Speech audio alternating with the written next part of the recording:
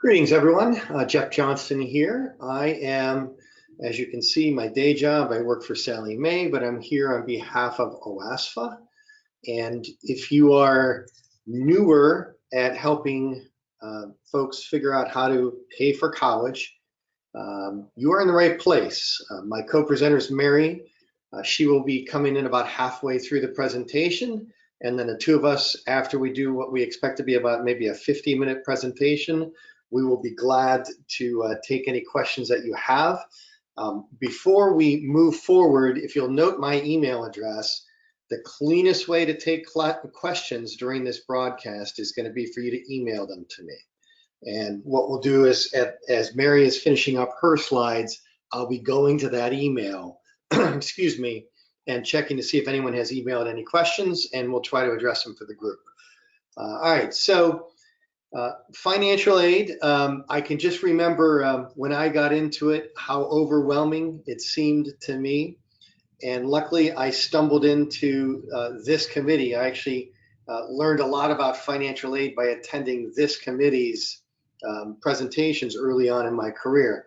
So OASFA Outreach, OASFA is the state organization of financial aid administrators, okay? So there's hundreds of members. The outreach committee is 13 of us of those members. And basically what we do is we put together training for all the other organizations. If you're TRIO, you've got an organization. AmeriCorps, you've got your organization. If you're a school counselor, perhaps you're in OSCA or the Ohio School Counselors Association, or OACAC, which is the admissions counterpart. Any training that is done at any of those things is coordinated by OASFA Outreach. These slides are for you. You can use them to help anyone understand this whole process. We create them for you. However, what we find is the material stale dates pretty quickly. So you can see our email address there. That inbox, you're welcome to email us, and you're welcome to say, hey, I'm thinking about using these slides. Are they still relevant? And then one of us will get back to you with what we think are the more up-to-date and relevant slides for you. Speaking of slides, this presentation will be posted to the OASFA website, and we will make sure that you get that information at the end of the presentation. But the URL is just oasfa.org, www.oasfa.org. And counselors have their own page under resources, and that's where we post everything. But I've sent the slides up to be posted. I expect them to be live, if not later today, then tomorrow. So moving on, again, the intent here is to provide an overview for newer folks. If you're more experienced and you're kind of thinking that this is just a helpful review before you start talking to families this year, this counseling season, welcome. Everyone is welcome. We know we have some student workers, we know, in financial aid offices. We know we have some new financial aid folks as well. Again, the goal here is we're speaking to you as if you're brand new, and this is the everything you were afraid to ask presentation about financial aid. So again, your questions are welcome. Just send me an email during the presentation. Note that if you are new to financial aid, we also are strongly encouraging you to attend one of our workshops, which is early October here. Registration will actually close at the end of September. And they're offered at 13 locations around the state. They're free. They usually are at 9:30 a.m. We'll get you out of there by noon, and we can give you a certificate of attendance if that helps you. And basically what we do is we take a deep dive on the programs. Today, we're more talking about sort of principles of financial aid. And you can think of today as a great way to prep a new rep to attend our workshop. That way you won't be so overwhelmed with the information that you're getting at the workshop.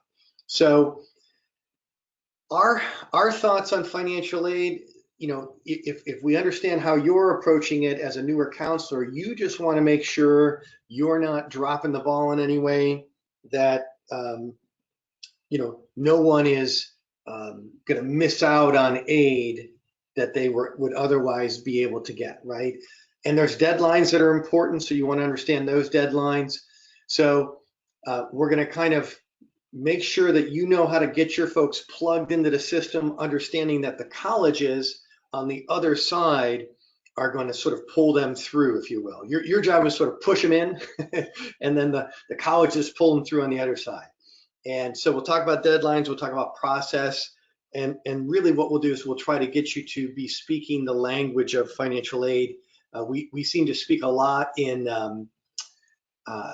acronyms, as you'll see. And so we want to make sure that you're comfortable talking with financial aid people. All right, so when I hear from someone, hey, teach me how to make sure that I get all of the financial aid for my kid. Okay, so I'm a parent. I have a kid. I have a senior at Ohio State and a senior in high school going through this search process. And friends of theirs, parents will come up and talk to me, and how do I make sure I get all of the financial aid my kid can get? To me, what they're saying is, how can I get all the free money that is available to my kid? And that's certainly part of financial aid. We call it gift aid, and it comes in the form of scholarships and grants. The word grant typically carries with it, from a government, government grants, and they're often need-based. Scholarships can be from the school. Actually, that's the largest source typically, but they can also be from the parent's employer. It could be from a civic or a community group. It could be all sorts of places can provide scholarships, and scholarships can be on merit, they can be on need, they can be on both merit and need. And we'll talk about what that specifically means. But gift aid certainly is part of financial aid, but a financial aid professional looks at the term financial aid differently because it's all encompassing. It includes loans and employment, which is kind of filed under the terms of self-help aid. So if you go to talk with a financial aid person and you say, hey, I need more financial aid, it is possible that what you'll end up with is more loans, okay? Obviously, they'll search for any gift aid they can help to find. They would prefer to pull in grants to help you out, scholarships, etc. But once those are exhausted, the term financial aid is money that can help me go to college, right? So it includes self-help aid. All right, so categories, I just used the word need, and need is based on the economic circumstance of the family is what everyone just assumes. Oh, I make too much money is something I sometimes hear from the parents of my kids' friends. My kid's not going to get anything, and so I have to explain to them, well, actually that's not true. So need versus non-need based aid, right? The idea here is need has a very specific definition, and I think we'll draw this out as we move forward. A financial aid professional is doing need analysis, okay?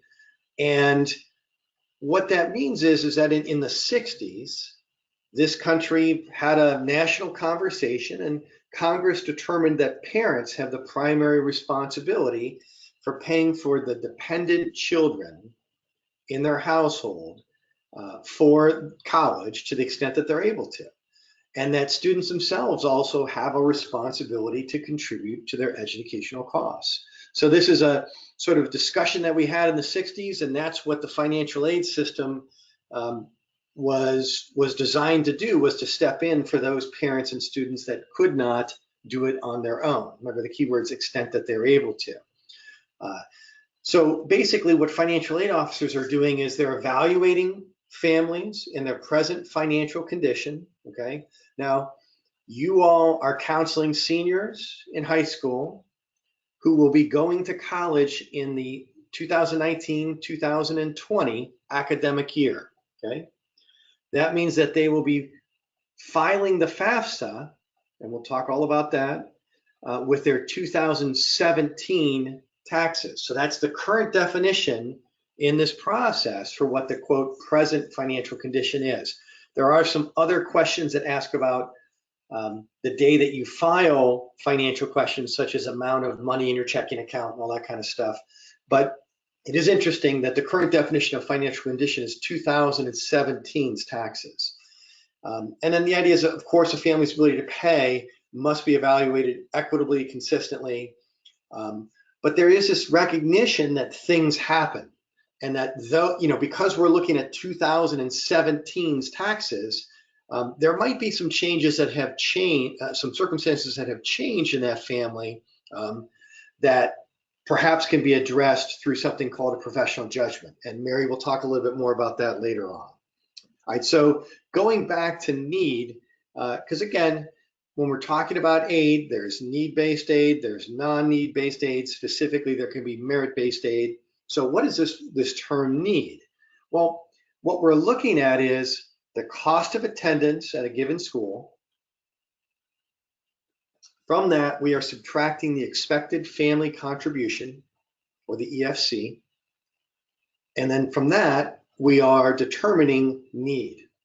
Okay, so if I'm going to a $68,000 cost of attendance school, and myself and my wife, for the sake of discussion, this mythical person, we have, let's say he's a fireman and she's a nurse, and so combined they make $150,000, and that gives them an EFC of say 30,000. Well, if their cost of attendance for their kid is 68,000 and their EFC is 30,000, they would show a need of 38,000. Okay, so let's break this down a little further. So what is cost of attendance? So cost of attendance is the school's all-in cost to attend that school. This slide packs a ton of information. Okay, on the left, you'll see direct costs. So there's another term. Okay, direct costs, those are the costs billed by the institution. There's a little bit of a trend. Some schools are starting to direct bill books and supplies. Okay, but by direct, what that means is, in the case of your students, next August, they're going to be logging in to the student account at the college that they choose to attend, and they'll see a bill that is owed directly to the institution. There are also indirect costs, and these are things like transportation. If we're in Ohio and we decide to attend Harvard, okay, one can imagine that we're going to have some flying costs, we're going to have some transportation costs of some sort. Additionally, once a student is away from the house, when you think about things such as like toiletries, any little thing that kid was reliant on the household for, they have to get now on their own. And so there are other miscellaneous personal expenses, all that can help a school build an appropriate cost of attendance to allow that student to attend with a full financial aid package covering all their needs. And again, books and supplies most often are indirect, meaning that basically as you build the cost of attendance, the expectation is that the student will be paying a different sort of silo within that school, or going on to Amazon.com or Chegg or whatever to get their books and supplies. So what is this EFC? So this is a term that has been around for a long time, expected family contribution. I suppose that when Congress came up with this many, many years ago as a term, it might have actually been this, well, let's see what the family actually is expected to contribute, but that's not really true anymore. So EFC is a little bit of a misnomer. It is, for example, a family that has a 0 EFC should not expect that they have no out-of-pocket contributions to their students' education, okay? So it's an index number. It certainly does not measure the family's willingness to pay. That mythical family I talked about shortly ago that had a $30,000 EFC, it certainly does not measure whether or not that family is willing to pay $30,000 a year for the next 3 years for their kid to go to that $68,000 school, right? But what it is an index number that can be plugged into formulas that allow a financial aid professional to get as much aid as they can to help that student out. So it has two components: the student contribution based on income and assets, the parent contribution based on income and assets, and that's only for dependent students, dependent. And again, the vast majority of the students you're counseling that are in high school are dependent students. Your EFC is the same wherever you go to school, and it is calculated by doing the FAFSA. So by plugging that kid into the FAFSA, getting them to do the FAFSA, getting their parents to help them do the FAFSA, you have plugged them into the largest source of financial aid that is available to that family. So again, definition of need, cost of attendance minus their ESC, which is what we're going to get after we fill out the FAFSA, that equals need. And so everyone should fill out the FAFSA. Even those that, quote, think they make too much money should fill out the FAFSA. Even those parents that aren't going to contribute $1 to their kids' education should fill out the FAFSA. You may have a parent that says, hey, my kid moved out. They're living with my aunt. They didn't like my rules. That parent should fill out the FAFSA. And the reason is that allows the financial aid professional to do the formula, assess the family per the formula, and plug in the aid that they can to help that kid out. And then I'm going to backtrack real quickly to this slide. Again, aid can come in the form of need-based. Now that you understand need, you understand what need-based means. It can be non-need based, which is just that you don't have to show need to get that type of aid. And it can be merit-based. And merit-based is usually what the first number that you hear about, when a student gets admitted to a school, often it'll be accompanied with a merit-based scholarship offer, if any, from that institution. All right, so aid has all of these different components and types of different aid. Couple of notes, there's some things that happened along the way that have really helped us out as far as giving advice to students. Many students get concerned about, for example, working while they're in school because they, quote, don't want to raise their EFC and quote, lose financial aid, right? So there is a protection, an income protection allowance, an IPA. On the bottom, you can see that for dependent students for the 2019-2020 counseling year, it will be $6,660. That is a lot of money that a high school senior can earn. I don't know too many high school seniors that earn that much. I have an ongoing ask of the counseling community. If any of you do find a high school senior that figures out, amidst their busy schedule and all the tweeting that they do, how to make $6,600 or more, please email me and teach me so I can teach my kids how to do that. All right, so dependent students can earn money without that money being factored into their EFC formula. And then you'll see every year some articles right after the formula guide comes out around what the current asset protection allowance is for parents of the dependent students. And for those of you who really want to take a deep dive on this formula of how the EFC is determined, it's just a 32-page light read that I wouldn't recommend on anyone, but I've gone ahead and put the link there in case you do have really a strong interest in this. What I always say to folks who ask me the question, well, can you tell me what my EFC will be? No, just because the EFC is, there's 5 different formula paths that we can go down, and there's so many questions that go into it, and so no, but you can fill out the FAFSA starting October 1st, and then you can find out, okay? So this is just a slide to reinforce the notion that the EFC is going to be the same at every institution. So here we have a higher cost institution at $58,000, a mid-cost institution at $40,000, and a lower cost institution at $22,000. It's funny to hear me say lower cost at $22,000. I guess I'm getting old. That sounds like a higher cost institution, I suppose, to some people. But you can see how the need and eligibility therefore changes because the EFC stays the same at all 3 schools. Also, there's a mention of the net price calculator. There's another term to familiarize you with. Every institution has one on their website somewhere. And so your student, and this is a great exercise for your juniors that are starting their search, as well as for your seniors that are starting to narrow down their search. So you might want to get an idea of what it actually is going to cost you to go to that school. And the net price calculator is a great way to it's an estimator is all it is. There's nothing binding, but you can put your information in depending on the quality and the depth of the calculator. Some of them will even ask merit type of questions to kind of try to give you an understanding of what type of scholarship you might earn, and also what kind of need aid they think they can bring in for you. Okay, so net price calculator is a great tool for an initial part of a search. And then we'll talk a little bit about award letters later to actually tighten up the search. So again, the FAFSA will open. Now that we fired you up and you're ready to go help families fill out the FAFSA, you have to wait. It's not live yet. The 2020 FAFSA will be available October 1st. If you're new to this and you're remembering your own experience maybe 10 years ago, and you're thinking, didn't it used to be January 1st? Yes, it did. It's now October 1st.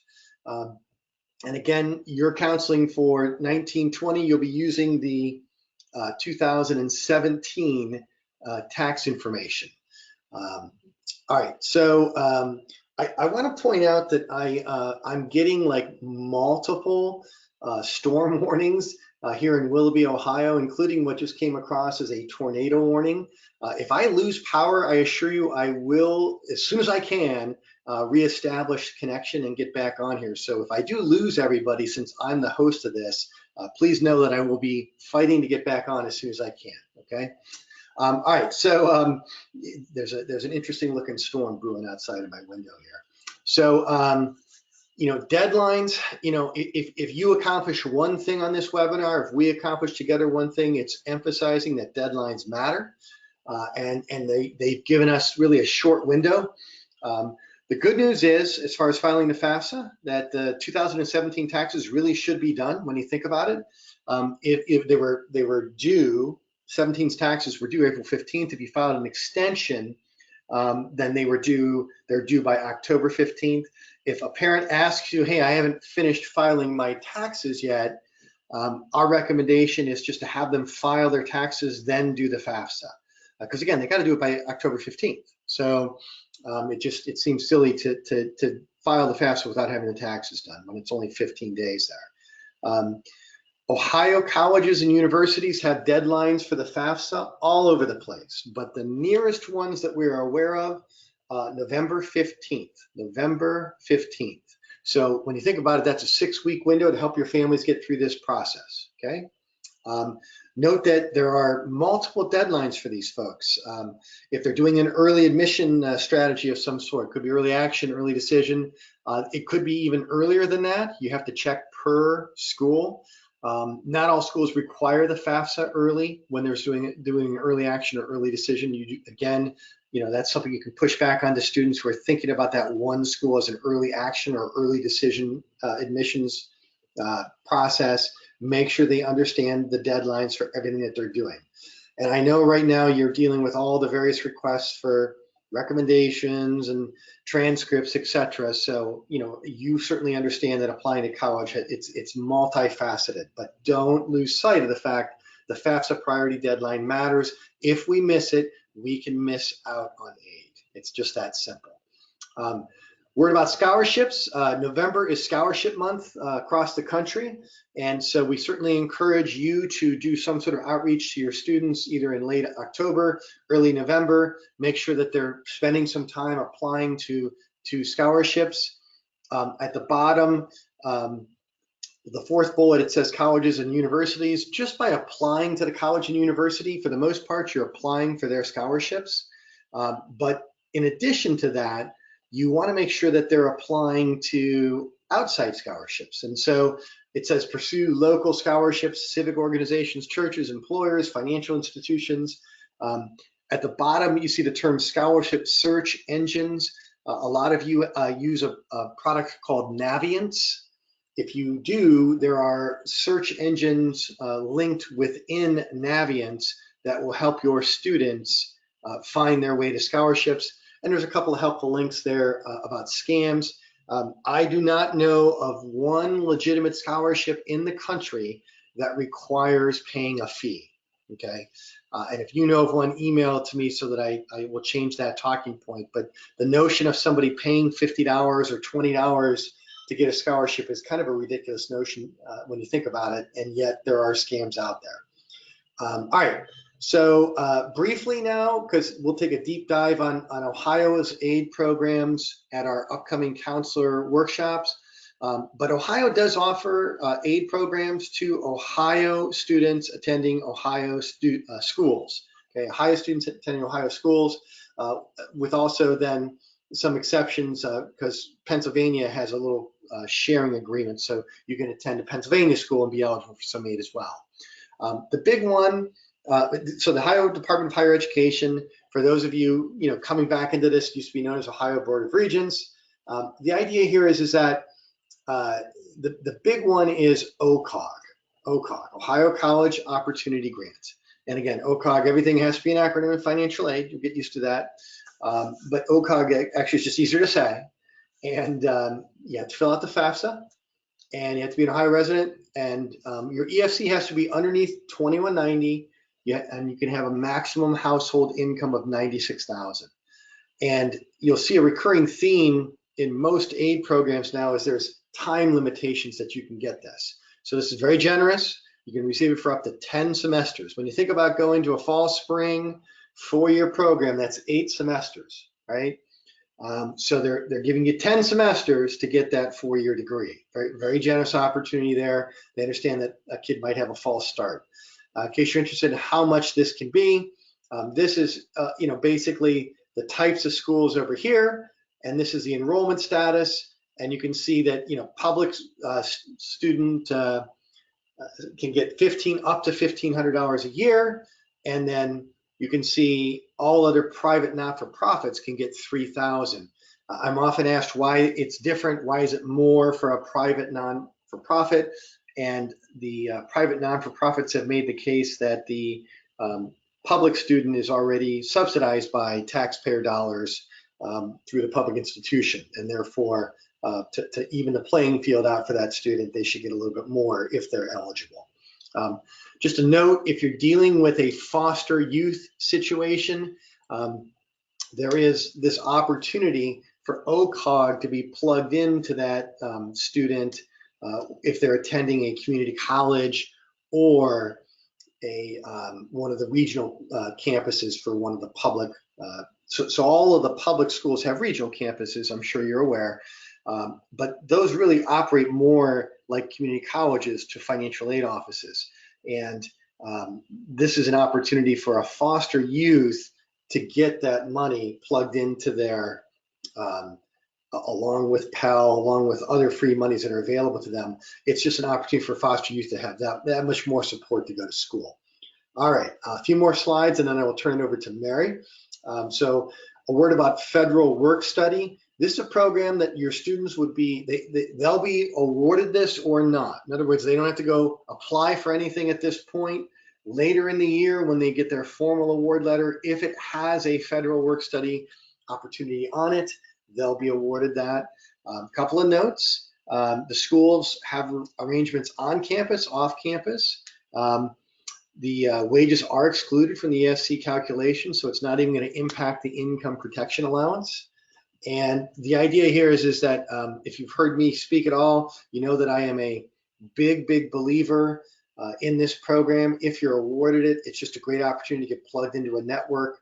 Also note that we can't miss the deadline. Don't miss the deadline. School has a pool of money. They're awarding it out to whoever's in by the deadline in most cases, okay?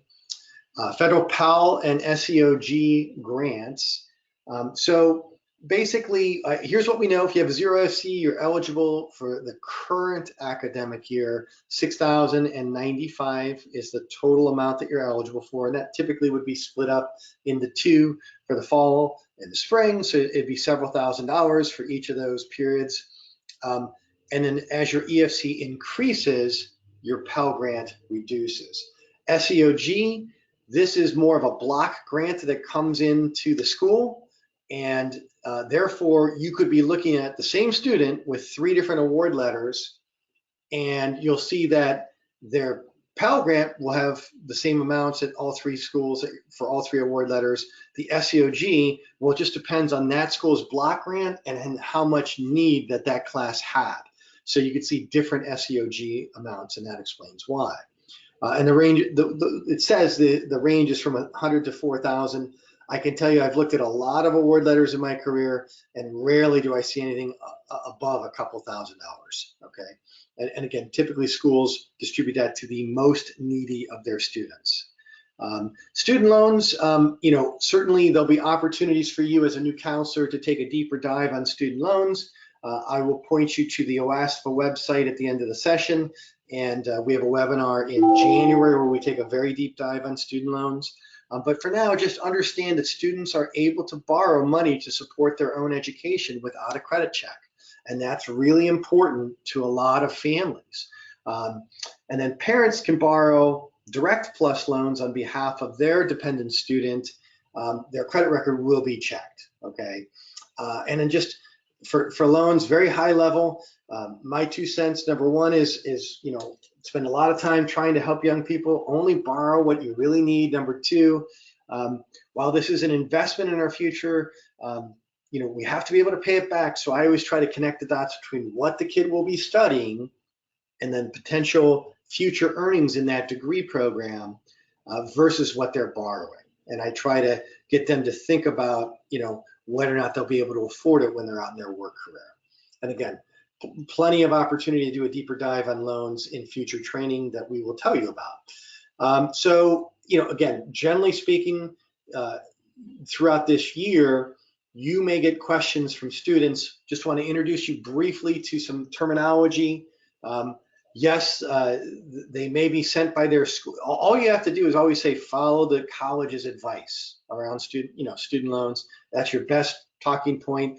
But if they ask you, is this the right website? Yes, studentloans.gov is where the federal student loan process happens.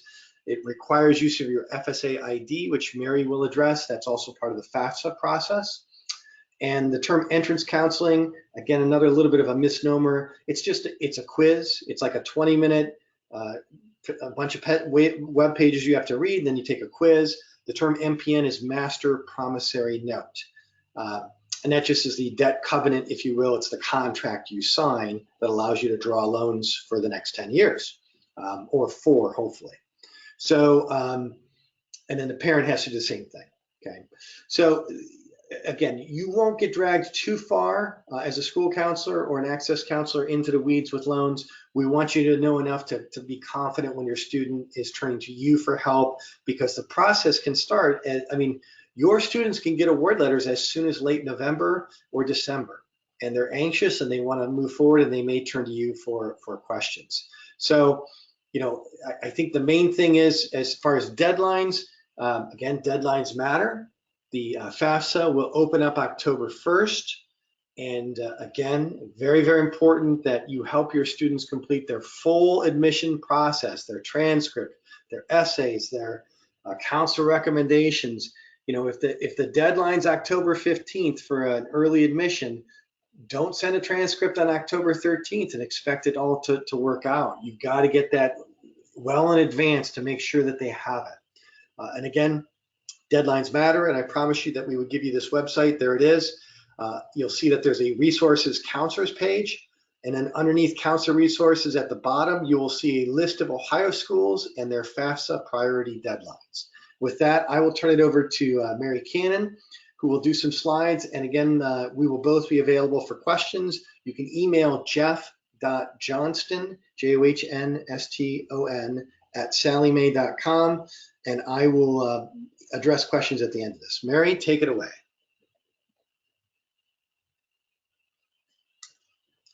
Mary, if you're speaking, I can't hear you.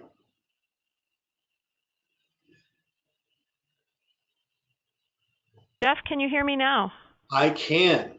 I was worried the tornado went down your way. I was worried for a second. Take it away. No, thank you. Good afternoon, everyone, and thank you, Jeff.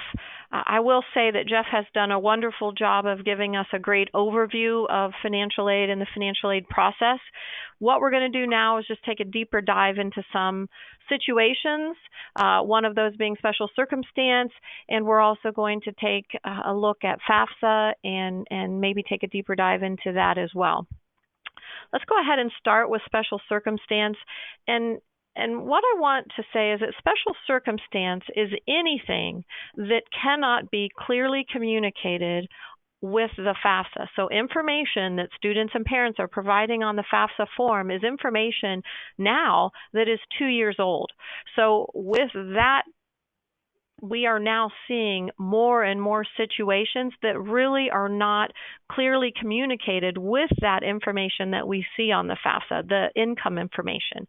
So special circumstances are really anything that isn't the norm and can't really be illustrated by the information on the FAFSA. I want to make a few points about it because it's extremely important to understand that there has to be a compelling, as the slide said, reason to have a financial aid professional use professional judgment in changing data on the FAFSA. And I want to talk about a couple of those things, especially now that we're using tax return information that's 2 years old now. The most common thing that we see is income changes. So we have a situation where parents of dependent students, maybe at the FAFSA that they've completed, the tax return that they've used to complete that FAFSA, they made $100,000. But now, as the first comment says, the parent loses that job for some reason. Maybe they're laid off. So that $100,000 income doesn't really clearly reflect their current situation. So that would be a compelling reason to file a special circumstance. A couple other things that I think it's really important to know about special circumstance before we get into some of these other reasons is that every school, every college across the country is going to have their own policy and procedure for special circumstance, whether it has to do with income information or a dependency override, whatever that may be. Every institution is going to have their own policy and procedure. And the best information that you can give to your students and parents is that they need to find out what that process is at every school that they apply to. So that's really the most important thing, because every school is going to have a different process. Some schools may accept some things, some schools may not accept the same thing. So it's just really important to get that information from every institution where the student applies. Also, before we go on, I want to say that special circumstance decisions really are final. They cannot be appealed anywhere else. So the student can't go, I don't agree with that, I'm going to go to the U.S. Department of Education. That doesn't happen, and that can't happen. The institution has the final say in a special circumstance. And in fact, colleges and universities across the country are not even required to offer special circumstance. We do that because we do it to be in the best interest of our students. But the Department of Education says you don't have to. You can take what's on the FAFSA and go with that. So those are important things to remember. And now talking about some of those things that are more common, we talked about the loss of income, but there are some others that are those that we see most often. That would be separation or divorce, one-time income, like a payout on a retirement income, something like that.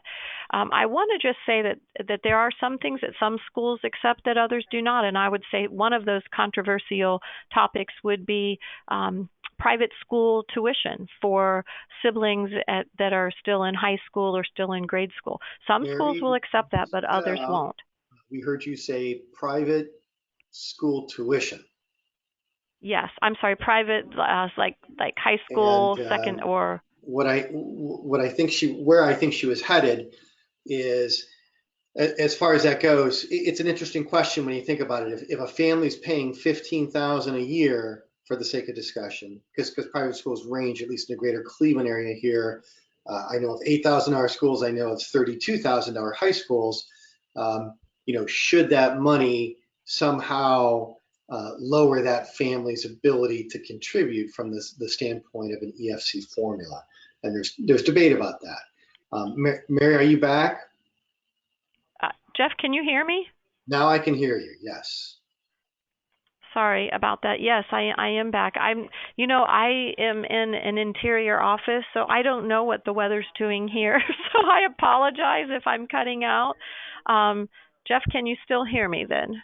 Yes, you can go forward now. I think I finished your Okay, thought around, I don't know if you heard me finish your thought around the private school tuition. I did. Yes, thank you. Um, Okay, so let's move on to verification. So we just talked about special circumstance, and if any of you have questions about special circumstance, again, don't hesitate to reach out, even at the end of the call or after the call to me or Jeff. We'd be happy to take your questions on that and answer maybe any of those that we didn't address. Verification. Verification is a process that I want to talk about as well. 1 out of 3 FAFSAs, and I will say that we've actually seen that increase slightly since we've gone to prior year FAFSA. I don't like to use that term, but that really is what's happening, the prior tax return. But the process of verification is a process where the U.S. Department of Education selects FAFSAs for financial aid administrators across the country to actually verify the data that students and parents have entered on that FAFSA. So if a student's FAFSA has been selected for verification, they have to provide some additional information. And if they don't provide that additional information, then it is very likely that they're not going to receive federal student aid. And in some cases, they may not receive private funding as well, because those private corporations or institutions, they may also use that FAFSA data to actually make a determination of eligibility for financial aid. So it's important to know that there is more to the process if a student is selected for verification. Also, with verification, it's extremely important to note that the IRS data retrieval tool is the best tool for students and parents to use. Now, remember that not everyone can use data retrieval, but anyone that can, you need to encourage them to use the data retrieval. Data retrieval really is a process that goes to the IRS. It takes the data that is necessary to enter into the FAFSA for the parent and or the student, puts it into the FAFSA for them, and then that information is basically secure, and we're aware of whether or not that is directly transferred from the IRS, unaltered from the IRS, and it makes the verification process much smoother and much quicker to a financial aid award. So let's look a little closer then at the IRS data retrieval tool. So it really is intended to make the FAFSA easier to complete, and it does, because parents and students no longer have to have their tax information with them to complete the FAFSA. What happens is they'll be asked a question: do you want to use the data retrieval to enter your tax return information? If they answer yes, it is completely voluntary, then all they have to do is say yes. It goes to the IRS. They'll be brought to another site, kind of goes from the FAFSA site to the IRS site, brings the IRS information into the FAFSA, and then when it's time for verification, we don't have to collect a tax return transcript. Now, with all of that I just said, I do want to say, and I'm more than likely will repeat it again, that also important to know, if you're helping a student complete a FAFSA and they go out to the IRS and use data retrieval, the student and parent will not be able to see any of that information that transfers. And only a financial aid counselor will be able to see that when they receive that data from the U.S. Department of Education. So they shouldn't panic and they shouldn't be alarmed. That data will be masked. They will not be able to see that information if they use data retrieval. So I wanted everyone to know that. Verification is also a process that not only the U.S. Department of Ed can select a FAFSA for the process of verification, but a college or university. And oftentimes, schools will select FAFSA for verification if they see some type of conflicting information on that FAFSA, or if they have conflicting information within the school. So maybe the admissions counselor at the college has this information, and the FAFSA comes in with different information. That may trigger a verification. A tax return transcript is required if the student and parent don't use the IRS DRT, that's the data retrieval tool. If a non-tax filing status is indicated, then they will more than likely have to provide that documentation that says, yes, I am a non-tax filer. And again, I say, until you complete verification, aid is not going to be dispersed. You have to complete the verification process to receive Title IV funds. An interim disbursement may be able to happen. I don't know any school today that does that, because then they're liable for that money. But the process has to be complete for true eligibility to be determined as well. Let's go ahead and move into the FAFSA now. Before, it started out, we just had the paper FAFSA, and then it went to the online, the desktop as we call it. You could go to the internet and complete your FAFSA, submit it electronically. And now I want to share with you that the My Student Aid app and FAFSA on the web mobile has now been released. Now, right now, today, the FAFSA on the web mobile app is still in a beta. So when you open it, you're going to see 1819, but October 1, it will be ready, up and ready to go for 1920, and you can really go in there and use the app. I have to tell you, and we'll go ahead and move on to that now, to the FSA ID. The app is a very nice tool. And in fact, I was recently at a high school and actually had students, got permission from the administration there, said, pull out your phones. And I shouldn't have been, but I was shocked at how many students were able to so quickly get on this app, and it was just very intuitive for them to work through this app and not only get their FSA ID that we're going to talk about now, but also to complete their FAFSA and get it ready for their parent to sign. So now let's talk about the FSA ID. So if the student is going to complete their FAFSA, they'll need to go to fafsa.ed.gov. Remember, not fafsa.com, fafsa.ed.gov is the appropriate site. But the first thing that we suggest from a financial aid standpoint is to first get your FSA ID. Your FSA ID really identifies the student and at least one parent. It's like their little ID number or their little ID code, so that when they're using the mobile app or they're on the web or the My Student Aid app, that's their way to sign the FSA ID. So students can go to the FSA ID or the fsaid.ed.gov website, and they can do that now. You can do that even before the 1920 FAFSA opens, and that way they'll be ready. And I wouldn't say many years ago, a few years ago, this was like the most difficult thing, I think, for parents and students in the entire FAFSA process. Now, I will say it's gotten much easier, but it is still, I think, a little daunting, especially for those who've never done it before. I think parents struggle more with it than students. And even on the web, on the mobile app, the student can complete their FSA ID. And again, I say that's very intuitive for students to do that. It's simple.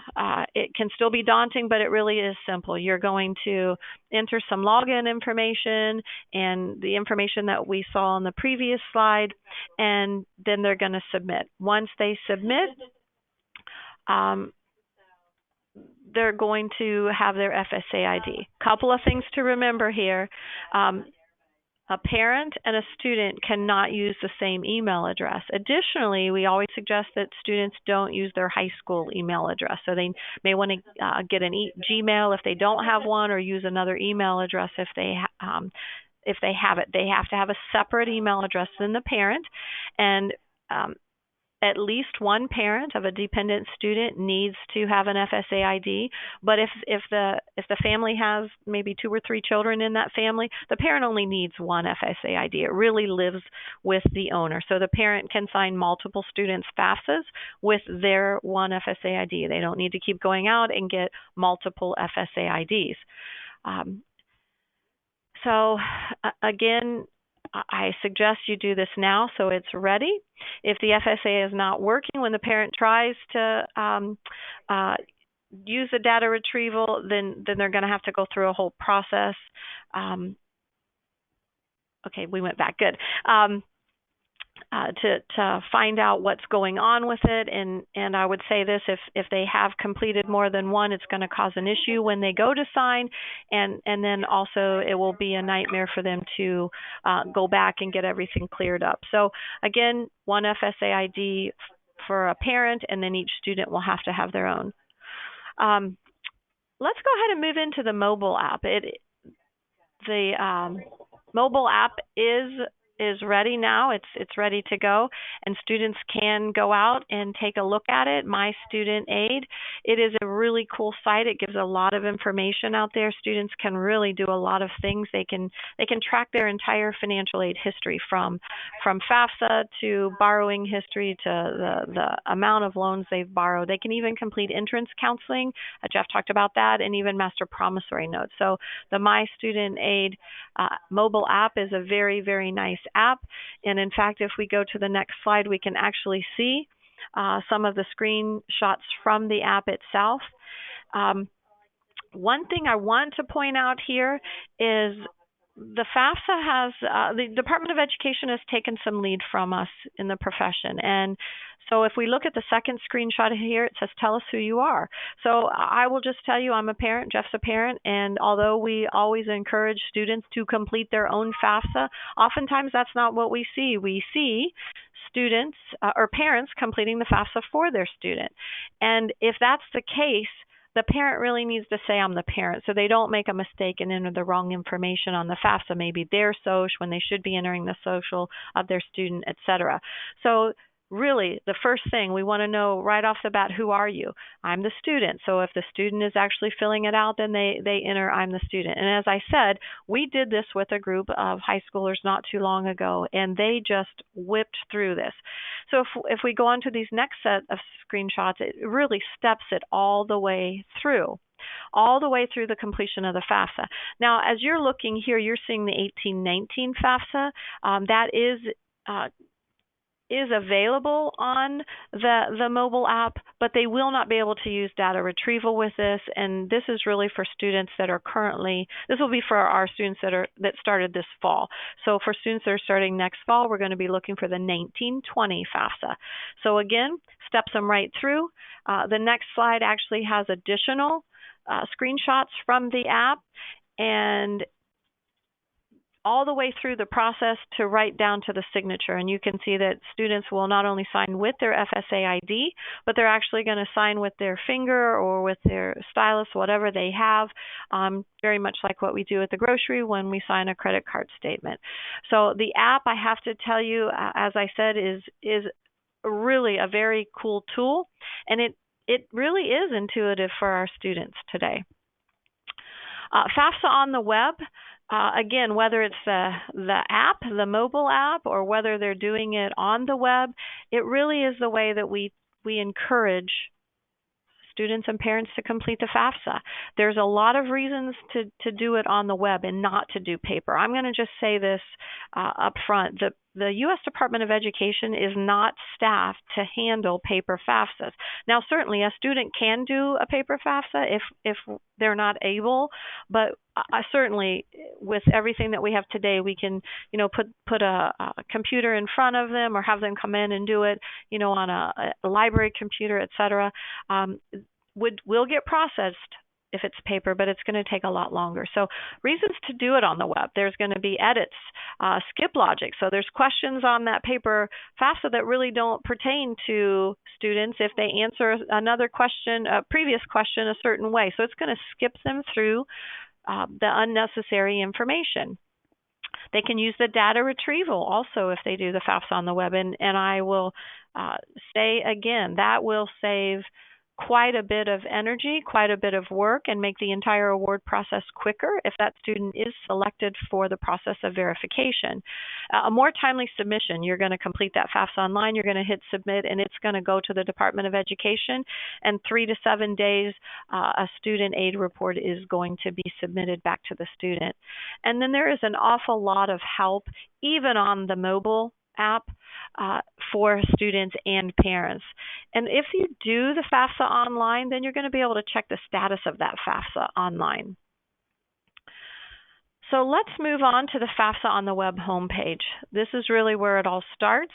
So if the student goes online and wants to complete it, I want to say this too. The mobile app and the FAFSA on the web, they look almost identical. It just fits the web better. So they've done a great job of keeping those graphics very similar. So FAFSA on the web and the mobile app look almost identical, except for the way that it appears on the app is just a much more conducive manner for the application on a phone. So the FAFSA on the web homepage, if it's a returning student, they're going to log in and go to returning user, but most of our students are going to start here. They're going to be new to FAFSA, and they're going to do a FAFSA for the first time. So FAFSA on the web, they'll be logging in. They're going to use their FSA user ID. Another point to make about the FSA ID, we really suggest that students and parents use a cell phone number to verify that FSA ID, because if for some reason they need to recall it, they can quickly do it on their phone and immediately get that information back up, whereas if they do it through an email, they're going to have to wait, I believe, 15 to 30 minutes before they're going to be able to move on. Again, it's much clearer now for students or parents who is logging in, and it should be, if it's the student's FSA ID, not the parent. So again, this is why we want to be very clear on the app. Are you the parent or you the student? Because it's very important whose FSA ID actually gets put into the FAFSA. So again, getting started, they want to know what school year, and this screenshot here is what was currently available. October 1, we're going to see the 18-19 and the 19-20. The 17-18 will not be available any longer. If the FSA ID has not yet been created, they can link right from here and do that. Another thing I want to point out as we move through the FAFSA is that there are great graphics across the top to say where the student or parent is in the process. So they have little check boxes to say you've completed this, you've completed this, you've completed this. It really just moves you right along through the FAFSA. The next screenshot really talks about signing and submitting, and it really is more clear. I think we had a lot of situations where we have had students and parents that thought they were done, and they weren't. We had unsigned FAFSA. So it is very clear, if you've unsigned, who needs to sign? Does the student need to sign? Does the parent need to sign? And then right there gives you an opportunity to click and move on to a signature page. And then on this next slide, you can see how it is very clear that they have signed. So I just wanted to show you that so you can see the difference between an unsigned and a signed FAFSA. Moving on then, when you're going to actually submit, you're going to agree that this is all true, everything is good to go, and that the information that you provided is actually truthful and not false information. So you'll submit. And here's where you're going to enter the parent's FSA ID, so the student will sign. Just want to step back for a second. The student can complete, let's say the student does their FAFSA on the mobile app. They go ahead and sign right on the mobile app. The parent goes, I don't want to do it that way. They can log on to the student's FAFSA and then use the web to sign, as you can see in this slide here. So the student will sign, then the parent signs using their FSA ID or username, and FSA ID username and or verified email address. They'll go on to sign, and then they're going to actually submit. The FAFSA is not complete until they actually say submit my FAFSA now.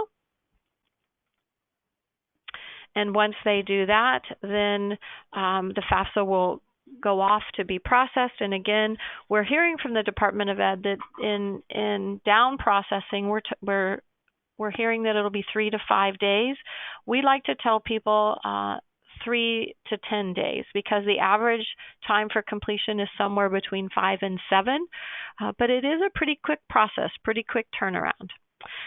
Once they actually submit, if they have questions or if they need help anytime, whether it's submitted or before it's submitted, FAFSA offers a great deal of information to help students and parents get through this process.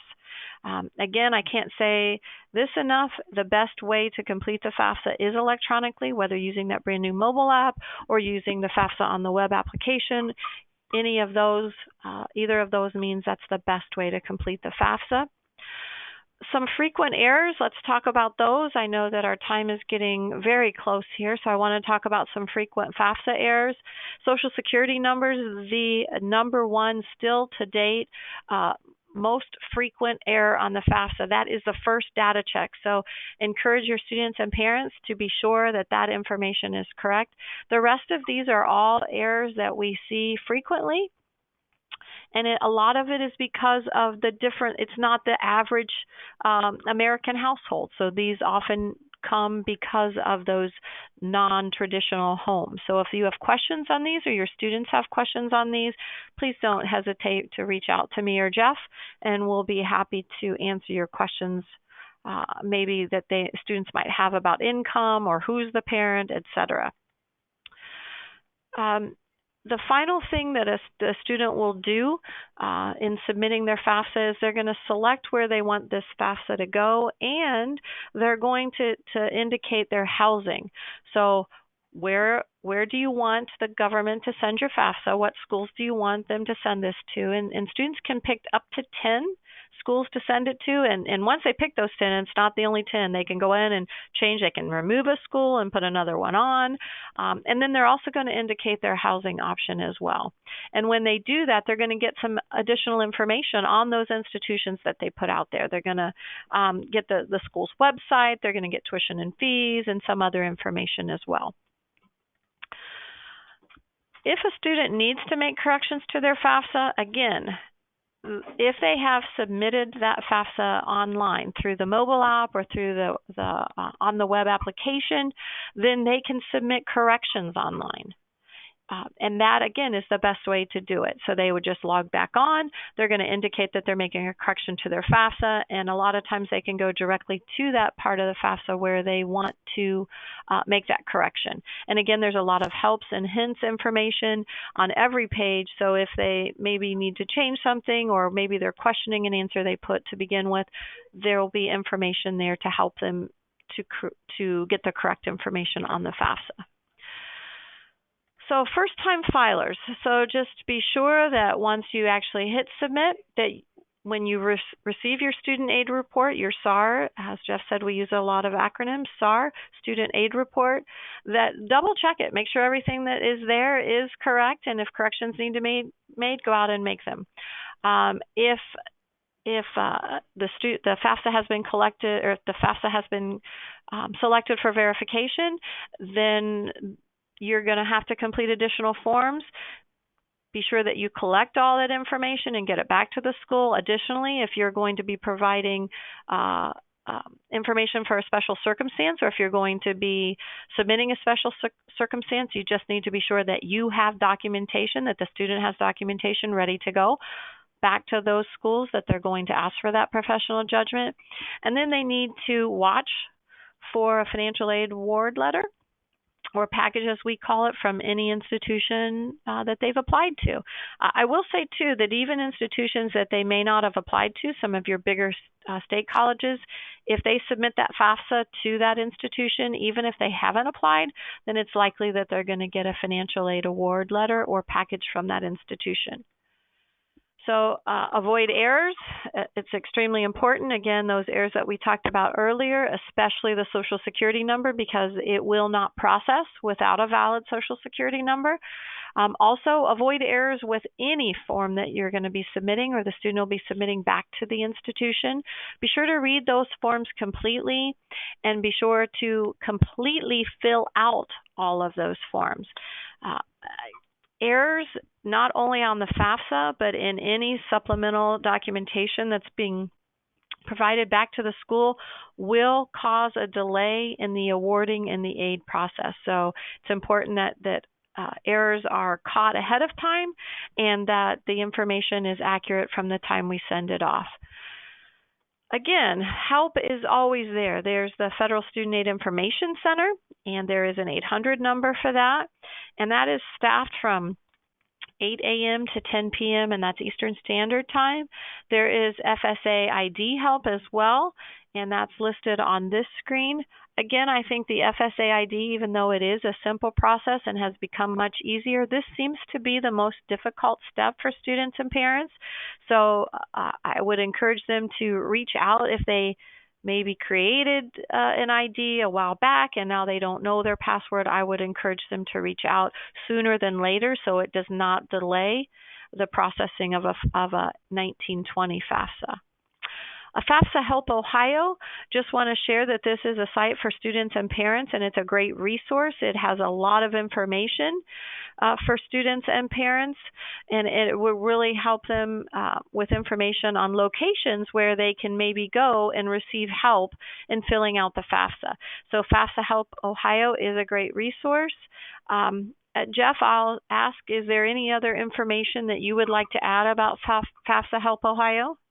No, and again, I know we're up against it. We told you this would be an hour. We've got a couple of questions we'll deal with that have been emailed. FAFSA Help Ohio, again, it is a resource, as Mary said, for students and families, and we intend to have workshops publicized here from around the state of Ohio where a family can come and actually get a professional, a volunteer, but someone who's in the profession to help them submit their FAFSA. So that sometimes can offer some aid and comfort to someone. And then Mary also is going to tell you about requesting a presenter for your high school night. Right. Thank you, Jeff. So I also want to direct you to the OASFA website.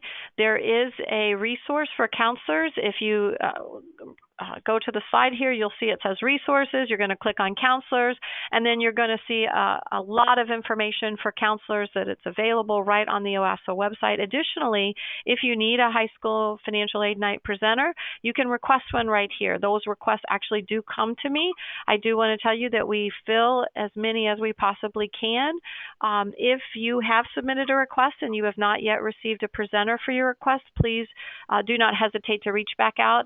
Know that these are all volunteers, and I do work very hard to fill all of them, and I'm still working to fill. I have a few still that we haven't yet filled, but for the most part, we are able to get presenters for just about every school that asks.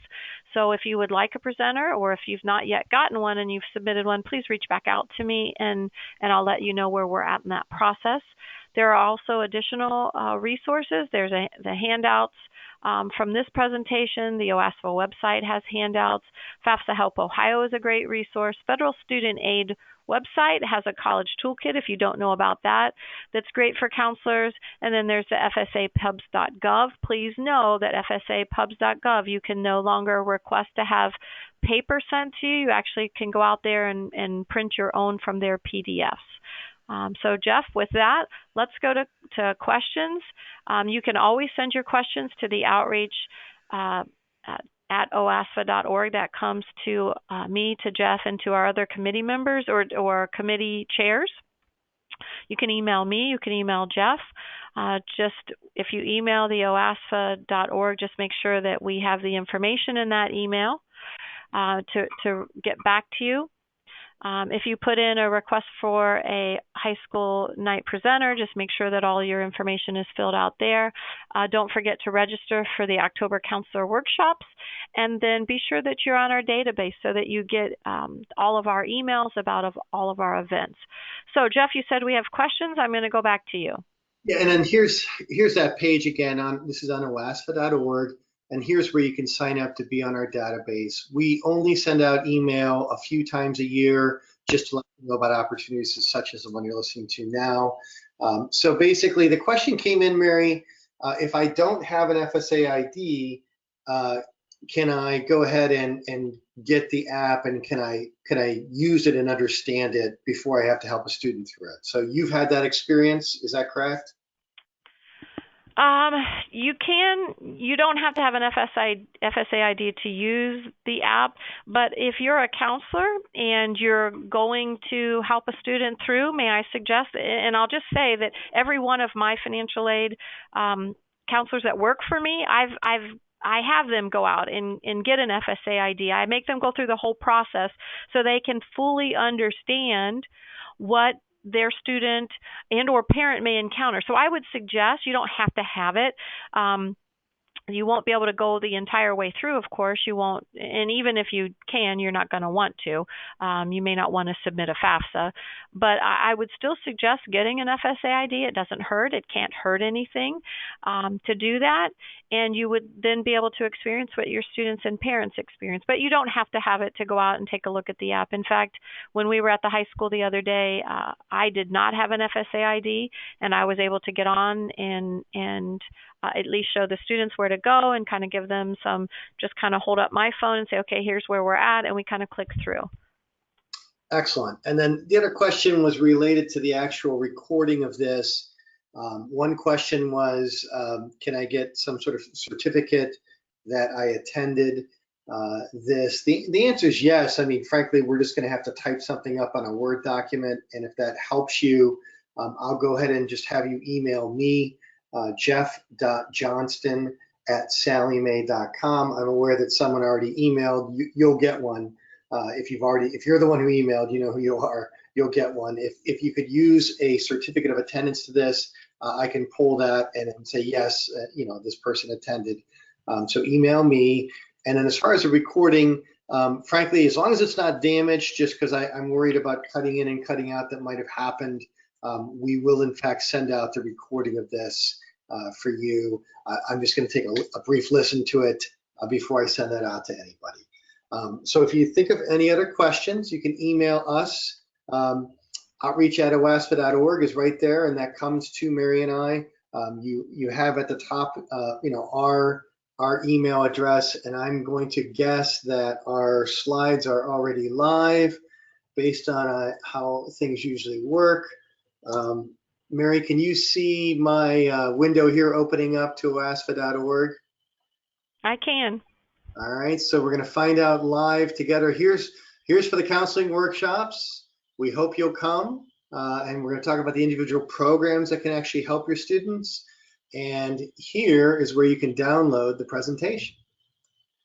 And it is working. So as promised, the slides are live and our email address is on there. We really appreciate your attending. We appreciate the work you do in helping students through this process. Mary, thank you. And everybody, appreciate your attendance. This concludes our webinar. Bye-bye.